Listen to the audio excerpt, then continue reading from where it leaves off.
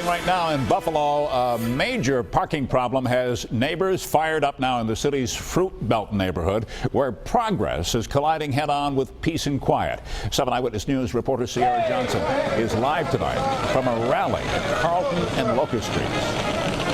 That's right. It's a situation we've been following since construction on the medical campus began a couple months ago. Those medical campus employees and residents living here in the Fruit Belt are actually vying for the same parking spaces, and those residents have actually began to take matters in their own hands. Now, the protest here at the corner of Locust and Carlton just getting underway. We'll be here for a couple more hours talking to residents, hearing what they have to say. And actually, all new at 6, we spoke with a woman earlier. She says the parking situation here in this neighborhood doesn't actually bother her. We'll explain why. Reporting live here in the Fruit Belt, Cierra Johnson, 7 Eyewitness News. Cierra Johnson's here now. Oh, I'm sorry, I didn't mean to step on your foot. She spoke with a lot of the fans coming in the gates today. What are they saying? Are they excited? Yes, Keith, the fans I talked to are so excited. It's been a long time coming. Many of those fans waiting months and months for what is about to happen. Although kickoff isn't for another 2 hours, the fans I spoke with say they are excited. They're excited for the new future of the team and everything that's going on. They all thought they were a coach. They all thought they knew what's best for the team. So coming up, I'll have their predictions for this upcoming season. Keith? People are expecting a brand new season and a much better year, I think. Yes. So we'll see what happens, but they're sure pumped up for it, as they always are. Always are. Lots of energy. Yeah, all right, Sierra, thanks very much. 7 Eyewitness News reporter Cierra Johnson joining us live from the Buffalo Creek Casino downtown with news on a big announcement. That's right. Growth in the city of Buffalo continues tonight. $40 million, an additional 300 jobs. And today we are actually joined by Phil Pantano. He is a spokesperson for the casino. $40 million, 300 additional jobs. Can you talk more about the economic impact for the city of Buffalo? Yes, Keith, as you know, this tragedy hit home for our newsroom. Dabowski went on to say, it is important to note that not every act of workplace violence is a disgruntled employee.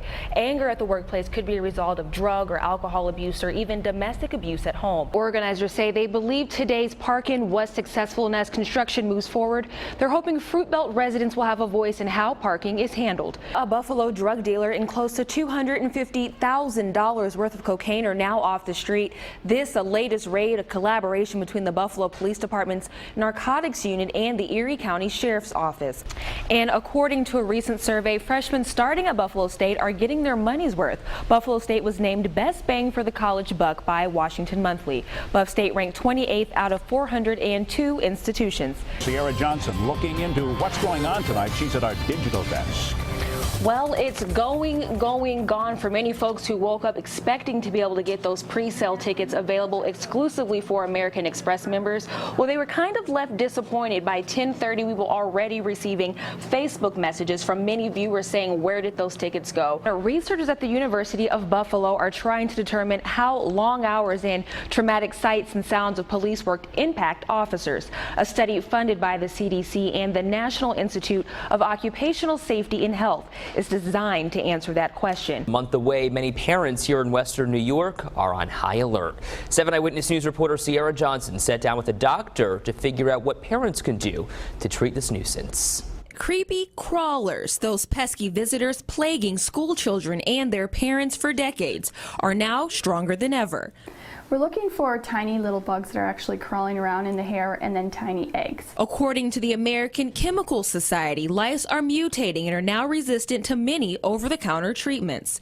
Those studies are still in the preliminary stages, and according to Dr. Marissa Berg, a pediatrician with Amherst Pediatrics, if at first you don't succeed, try and try again. The most common reasons we see for resistance are the treatment's not being applied correctly.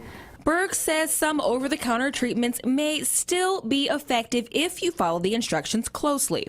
Berg suggests applying the treatment, then following up with the same treatment 1 week later. Most of the time the over-the-counter products work fine, and in the case that they don't, we can give a prescription. And what about those old wives' tales? Sometimes people say to use Vaseline or oils. This physician says don't waste your time. We don't recommend that because it's very messy and it's very difficult to smother every lice in someone's head. And despite common belief, Dr. Berg says there is no need to keep a child with lice home from school. Both the American Association of Pediatrics and the National Association of School Nurses say although a nuisance, lice do not spread disease, and nits are often cemented to the hair shaft and chances of transferring is low. Says other And Dr. Berg says it is important to note that lice do not carry disease, and should your child become infected, parents should wash all clothing and bedding to prevent reinfection. For now, Cierra Johnson, 7 Eyewitness News.